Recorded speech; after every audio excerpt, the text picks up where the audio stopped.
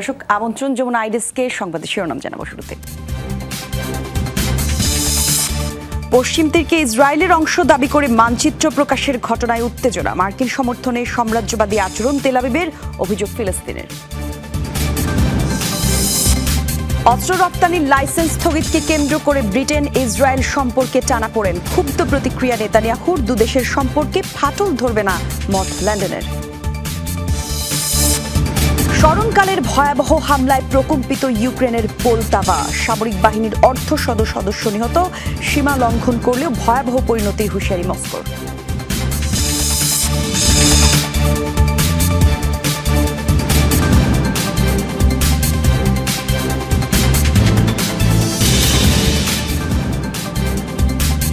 শিরোনাম দেখছিলেন দর্শক, বিস্তারিত জানাবো, সঙ্গে আছে জানাতুল কবির।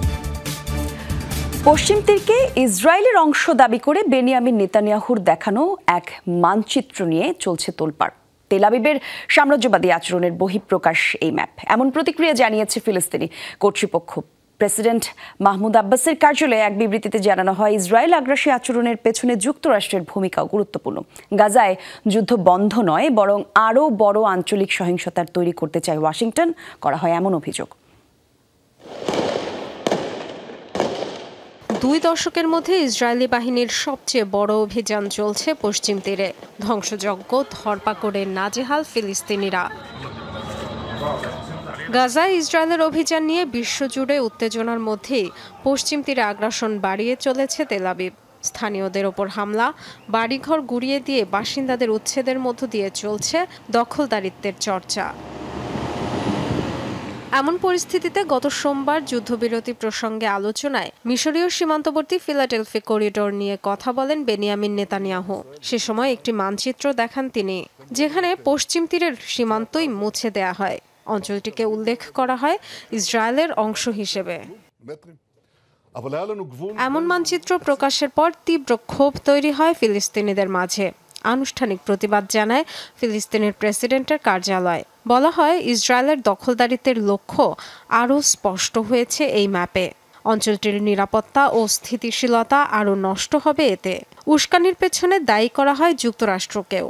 নেতানিয়াহুর দেখানো মানচিত্রে পশ্চিম তীরকে দখলদার রাষ্ট্র তাদের অংশ হিসেবে দেখিয়েছে। এমন আচরণ আন্তর্জাতিক সনদের লঙ্ঘন। ইসরায়েল ঘোষণা দিয়ে যে অবৈধ বসতি পরিকল্পনা করছে তা আরও স্পষ্ট হলো। তাদের এমন রাজনৈতিক ও সামরিক নীতি এই অঞ্চলের নিরাপত্তা বা স্থিতিশীলতা আনবে না। ক্ষমতায় আসার পর বিভিন্ন সময় পশ্চিম তীরে দখলদারিত্ব বৃদ্ধির পরিকল্পনা স্পষ্ট করেছে নেতানিয়াহু প্রশাসন, যার বাস্তবায়নও চলছে জোরে সোরে। গত 19 জুলাই এক ঐতিহাসিক রায় দেয় আন্তর্জাতিক বিচার আদালত। দশকের পর দশক ধরে পশ্চিম তীর ও পূর্ব জেরুজালেমে ইসরায়েলের দখলদারিত্বকে অবৈধ বলে ঘোষণা দেন বিচারক। তবে সেসব থোড়াই কেয়ার করে চলছে তেল আবিবের আগ্রাসন। ডরথি দাস্ট্রিন, যমুনা নিউজ। দখলকৃত পশ্চিম তীরে ইসরায়েলি বাহিনীর হামলায় 1 সপ্তাহ পরও অব্যাহত সাঁড়াশি অভিযান। গাজার পাশাপাশি অঞ্চলটিতে ধীরে ধীরে তৎপরতা বাড়াচ্ছে নেতানিয়াহু প্রশাসন। বুধবারও নাবলুজ, বেথলহাম এবং হেব্রনে চলে দখলদার বাহিনীর অভিযান। বাড়িতে বাড়িতে চলে তল্লাশি, ধরপাকড়। আটক করা হয় অন্তত 5 জনকে। এ সময় আইডিএফ সেনাদের গুলিতে আহত হন 1 জন। তাছাড়া অলিতে গলিতে ভারী যানবাহন এবং অস্ত্র নিয়ে টহল দিচ্ছে সেনারা। জেনিনে ফিলিস্তিনি বিক্ষোভকারীদের সাথে তুমুল সংঘর্ষ হয় ইসরায়েলি বাহিনীর। 7 অক্টোবরের পর থেকে অঞ্চলটিতে চালানো অভিযানে প্রাণ হারিয়েছেন 5 শতাধিক। এখন পর্যন্ত বন্দী 650 ফিলিস্তিনি।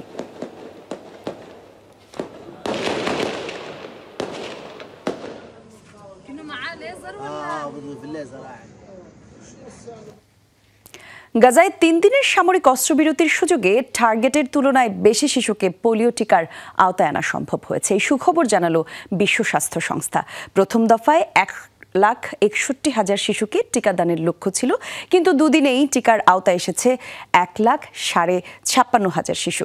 গেল 3 দিনে সকাল 6টা থেকে দুপুর 3টা পর্যন্ত চলে টিকাদান কর্মসূচি। তবে পোলিও মোকাবেলায় অন্তত 90% শিশুকে টিকার আওতায় আনা জরুরি, এমনটা জানিয়েছে WHO, যার জন্য প্রয়োজন কমপক্ষে 10 দিন। এছাড়া প্রথম ধাপ শেষের 4 সপ্তাহের মধ্যে পরবর্তী রাউন্ডের টিকা দিতে হবে শিশুদের। গাজায় আপাতত 6,40,000 পোলিও টিকাদানের লক্ষ্য WHO-র। সেজন্য অস্ত্রবিরতির মেয়াদ বৃদ্ধির আহ্বান জানিয়েছেন তারা।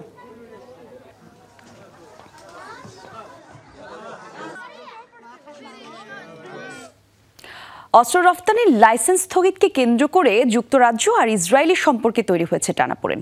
ব্রিটিশ সরকারের সিদ্ধান্তে ক্ষোভ ছেড়েছেন ইসরায়েলের প্রধানমন্ত্রী। তবে লন্ডনের দাবি, এখনও ইসরায়েলের আত্মরক্ষার অধিকারকে সমর্থন করে দেশটি। সামান্য কয়েকটি লাইসেন্স স্থগিতের কারণে দুদেশের ঘনিষ্ঠ সম্পর্কে ফাটল ধরবে না, এমনটাও মনে করেন দেশটির প্রতিরক্ষা মন্ত্রী। গাজায় আগ্রাসনের শুরু থেকেই যুক্তরাষ্ট্রের পাশাপাশি যুক্তরাজ্যেরও অকুণ্ঠ সমর্থন পেয়ে আসছে ইসরায়েল। মূলত ইসরায়েল ইস্যুতে বরাবরই ওয়াশিংটনের নীতিকে অনুসরণ করে আসছে লন্ডন। ক্ষমতার পালাবদলে কনজারভেটিভদের পরিবর্তে ব্রিটেনে সরকার গঠন করেছে লেবার পার্টি। নতুন সরকার ইসরায়েলে অস্ত্র রফতানির ৩৫০টি লাইসেন্সের মধ্যে ৩০টি স্থগিতের সিদ্ধান্ত নিয়েছে। দেশটির শঙ্কা, এসব অস্ত্র ব্যবহার করে গাজায় আন্তর্জাতিক মানবাধিকার আইন লঙ্ঘন করতে পারে তেল আবিব। লেবার সরকারের এই সিদ্ধান্তের আওতায় বন্ধ হতে পারে সামরিক বিমান, হেলিকপ্টার ও ড্রোনের যন্ত্রাংশ রপ্তানি। যদিও মোট রপ্তানির তুলনায় 10%-ও কম স্থগিত করা হচ্ছে। তবে বিশ্লেষকরা বলছেন, এতে কিছুটা হলেও চাপে পড়বে নেতানিয়াহু সরকার। যদিও যুক্তরাজ্যের দাবি, ইসরায়েলের সাথে তাদের ঘনিষ্ঠ সম্পর্কে দূরত্ব বাড়াবে না এই সিদ্ধান্ত। অস্ত্র রফতানির লাইসেন্স পর্যালোচনা করা আমাদের আইনগত দায়িত্ব। আমরা বিরোধী দলে থাকতেই এটি করার প্রতিশ্রুতি দিয়েছিলাম, যা এখন বাস্তবায়ন করা হচ্ছে। আমাদের দেশ থেকে যেসব অস্ত্র সরবরাহ করা হচ্ছে সেগুলো ব্যবহারে আন্তর্জাতিক মানবাধিকার আইন লঙ্ঘনের ঝুঁকি রয়েছে কিনা সেটি বিবেচনা করা হয়েছে। যুক্তরাজ্যের লাইসেন্স স্থগিতের সিদ্ধান্তকে লজ্জাজনক আখ্যা দিয়ে ক্ষোভ প্রকাশ করেছেন ইসরায়েলের প্রধানমন্ত্রী বেনিয়ামিন নেতানিয়াহু। তার দাবি, ব্রিটেনের অস্ত্র ছাড়াও যুদ্ধে জেতার সক্ষমতা আছে তাদের। এর আগে লেবাননে হামলার কারণে 1982 সালে ইসরায়েলে অস্ত্র রফতানির লাইসেন্স বন্ধ করেছিল তৎকালীন ব্রিটিশ প্রধানমন্ত্রী মার্গারেট থ্যাচার, যা 1994 সালে তুলে নেওয়া হয়। এরপর 2002 সালেও একবার ফিলিস্তিনিদের ওপর আগ্রাসনের অভিযোগে লাইসেন্স স্থগিত করা হয়েছিল। মোস্তফা মাহমুদ, যমুনা নিউজ। এবার ইসরায়েলের সবচেয়ে গুরুত্বপূর্ণ হাইফা বন্দরে হামলা চালাল ইরাক। বুধবার স্থানীয় সময় সকালে বন্দরটি লক্ষ্য করে ড্রোন হামলা চালায় দেশটির সশস্ত্র গোষ্ঠী ইসলামিক রেজিস্ট্যান্ট। ক্ষয়ক্ষতির কোনো তথ্য এখনো পাওয়া যায়নি। ইসরায়েলি বাহিনীর দাবি, আকাশ প্রতিরক্ষা ব্যবস্থার মাধ্যমে প্রতিহত করা হয়েছে ড্রোনটি। গাজায় আগ্রাসনের প্রতিবাদে আগেও ইসরায়েলে হামলা চালায় ইরান সমর্থিত গোষ্ঠীটি। তেল আবিবে একযোগে হামলার হুঁশিয়ারি দিয়েছে ইসলামিক রেজিস্ট্যান্স। জিম্মি মুক্তির দাবিতে জোরালো বিক্ষোভ অব্যাহত ইসরায়েলে। মঙ্গলবার টানা তৃতীয় রাতের মতো তেল আবিবে চলে বিক্ষোভ কর্মসূচি। এ সময় আন্দোলনকারীদের সাথে পুলিশের সংঘর্ষ হয়, কয়েকজনকে আটকও করা হয়। ইসরায়েলি সামরিক বাহিনীর হেডকোয়ার্টারের সামনে হয় এই প্রতিবাদ কর্মসূচি। গত 11 মাস ধরে ইসরায়েলে বিক্ষোভ চললেও সম্প্রতি গাজায় 6 জিম্মি নিহতের ঘটনায় নতুনভাবে ফুঁসে উঠেছে ইসরায়েল। জোরালো বিক্ষোভের পাশাপাশি দেশটিতে চলছে ধর্মঘট, আর প্রতিবাদে অংশ নিয়েছেন অন্তত 5 লাখ নাগরিক।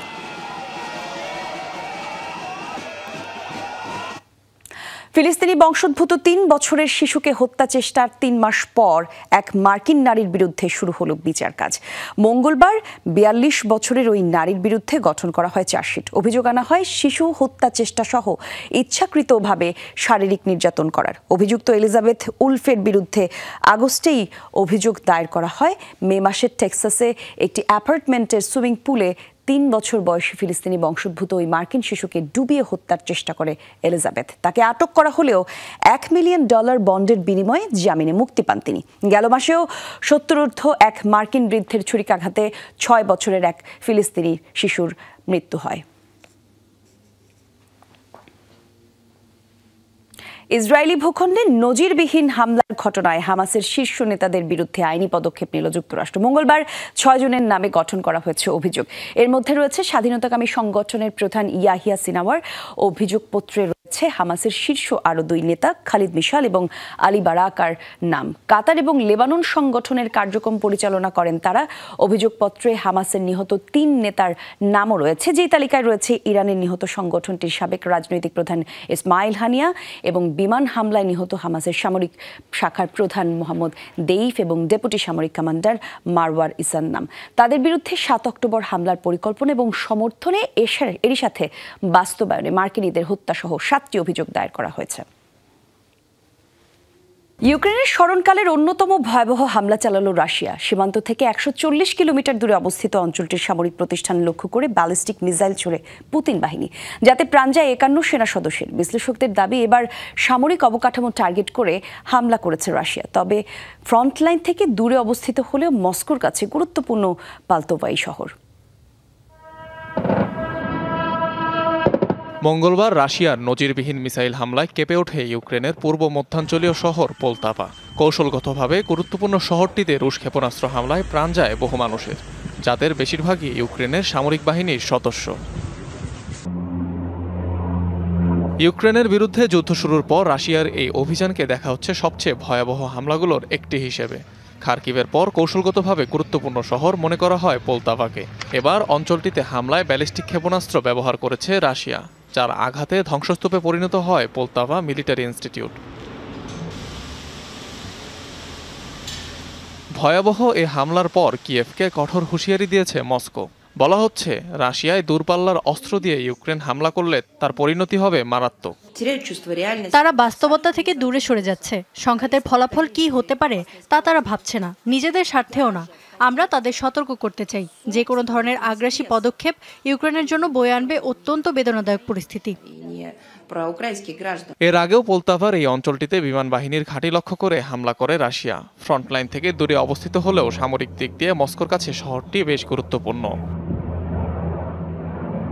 রুশ সীমান্ত থেকে 140 কিলোমিটার দূরে অবস্থিত শহরটির জনসংখ্যা প্রায় 3 lakh. Anik Rahman, Jamuna news. English channel পাড়ি দিয়ে যুক্তরাজ্যে ঢোকার সময় মৃত্যু হলো 12 অভিবাসন প্রত্যাশীর। ফ্রান্স উপকূল থেকে জীবিত উদ্ধার করা হয় অর্ধশতাধিক আশ্রয় প্রার্থীকে। মৃতদের মধ্যে 6 শিশু এবং 1 গর্ভবতী নারীও রয়েছে। প্রাথমিক তথ্য অনুসারে নিহতরা সবাই এরিথ্রিয়ার নাগরিক। কর্তৃপক্ষ জানিয়েছে, অতিরিক্ত যাত্রী বোঝাইয়ের কারণেই এই দুর্ঘটনা। যাত্রীদের মাত্র 7 জন লাইফ জ্যাকেট পরা ছিলেন, আর হঠাৎ উল্টে যায় এই যানটি। দুর্ঘটনার খবর পেয়ে ফরাসি কোস্টগার্ড উদ্ধার অভিযান চালায়। গেল 8 মাসে ইংলিশ চ্যানেল পাড়ি দেওয়ার সময় মৃত্যু হয় কমপক্ষে 42 অভিবাসন প্রার্থীর। চলতি বছর এই পথে যুক্তরাজ্যে প্রবেশ করে 21,000 মানুষ এবং 2018 সাল থেকে ঝুঁকিপূর্ণ এই রুট দিয়ে 1,35,000 মানুষ যুক্তরাজ্যে প্রবেশ করেছে।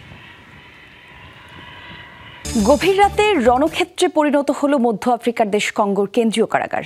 জেল ভেঙে পালানোর সময় নিরাপত্তা বাহিনীর সদস্যদের গুলিতে প্রাণ হারান কমপক্ষে 129 কয়েদি। আইনশৃঙ্খলা বাহিনীর সদস্যদের সাথে সংঘর্ষে আহত হন অর্ধশতাধিক। ধর্ষণের শিকার হন কয়েকজন নারী কয়েদি। এ ঘটনার পর নিরাপত্তা জোরদার করা হয়েছে কারাগারটিতে।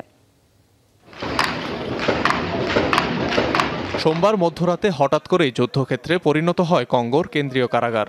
ভারী গোলাগুলির আওয়াজ শোনা যেতে থাকে রাজধানী কিনশাসার মাকালা কারাগার থেকে। আগুন জ্বলতে দেখা যায় বেশ কয়েকটি ভবনে। ভোরের আলো ফুটতে না ফুটতেই বেরিয়ে আসে ধ্বংসচিত্র। কারাগারের ভেতরেই ছড়ানো ছিটানো অবস্থায় মিলতে থাকে একের পর এক মরদেহ। জানা যায়, গভীর রাতে কারাগার ভেঙে পালানোর চেষ্টা করেছিল কয়েদিরা। এ সময় তাদের লক্ষ্য করে গুলি ছোড়ে নিরাপত্তা বাহিনীর সদস্যরা। পালাতে সফল হয়নি কোনো কয়েদি। বন্দুকের গুলিতে ঘটনাস্থলে প্রাণ হারান কেউ কেউ। ধস্তাধস্তি, পদদলিত আর শ্বাসরোধে মৃত্যু হয় বেশিরভাগ আসামির। এমনকি ধর্ষণের মতো ঘটনাও ঘটে। পরিস্থিতি সম্পর্কে অবগত আছি। এ নিয়ে উচ্চ পর্যায়ে একটি বৈঠকও হয়েছে। পরিস্থিতি যা দাঁড়িয়েছে তা খুবই ভয়াবহ। মোট 129 জন মারা গেছে। তাদের মধ্যে কয়েকজনকে সতর্ক করার পর গুলি করা হয়। এছাড়া বাকিরা শ্বাসরোধ, পদদলিত হয়ে মারা গেছে। কয়েকজন নারী ধর্ষণের শিকারও হয়েছে। এই ঘটনার পর থমথমে পরিস্থিতি বিরাজ করছে এলাকা জুড়ে। মোতায়েন করা হয়েছে আইন শৃঙ্খলা বাহিনীর অতিরিক্ত সদস্য। কারাগারটি থেকে দেয়া হয় কয়েদি স্থানান্তরের নিষেধাজ্ঞা। তবুও শঙ্কিত স্থানীয়রা। আমরা ঘুমিয়েছিলাম। রাত 2টার দিকে বন্দুকের গুলিতে হঠাৎ করে ঘুম ভাঙে। আসামিরা জেলখানা ভেঙে পালাচ্ছে, এমনটা শুনতে পাই। কারাগারটিকে এখান থেকে সরানোর দাবি জানাচ্ছে, কেননা বসতিগুলো এর খুব কাছেই। অনেক মানুষ এখান থেকে চলেও গেছে। এদিকে দেশের সবচেয়ে বড় কারাগারে বিশৃঙ্খল পরিস্থিতি তৈরি হয় টনক নড়েছে কঙ্গো প্রশাসনের। দেয়া হয়েছে নতুন কারাগার তৈরির ঘোষণা। কঙ্গোর ওই কারাগারের কয়েদি ধারণ ক্ষমতা 1,500, তবে বর্তমানে সেখানে সাজা খাটছেন 12,000-এরও বেশি আসামি। অনিক রহমান, যমুনা নিউজ। নাইজেরিয়ায় প্রকাশ্য দিবালোকে সশস্ত্র গোষ্ঠীর হামলায় প্রাণ গেছে কমপক্ষে ৮১ জনের। রোববার দেশটির ইয়োবোর অঞ্চলে হামলা চালায় অজ্ঞাত অস্ত্রধারীরা। মঙ্গলবার এই তথ্য নিশ্চিত করেছেন নাইজেরিয়ার সামরিক বিভাগ। জানা যায়, রাইফেল, আরপিজি সহ নানা ধরনের অস্ত্র নিয়ে এলাকাটিতে তাণ্ডব চালায় ১৫০ শতাধিক সন্ত্রাসী। এ সময় একাধিক দোকানপাট, ঘরবাড়িতে ভাঙচুরের পাশাপাশি অগ্নিসংযোগ করা হয়। এই হামলার পর অনেকেই নিখোঁজ, আবার বাড়তে পারে প্রাণহানি। ধারণা, অজ্ঞাত অস্ত্রধারীরা সবাই জঙ্গি গোষ্ঠী বোকো হারামের সদস্য। অভিযোগ, ২ সদস্য নিহতের প্রতিবাদে তারা হামলা চালায়। আফ্রিকার দেশটিতে বিগত ১.৫ দশক ধরে নানা অপরাধ কর্মকাণ্ডে জড়িত বোকো হারাম। দর্শক, এই ছিল যমুনা আইরিসকে এতক্ষণ সাথে থাকার জন্য ধন্যবাদ।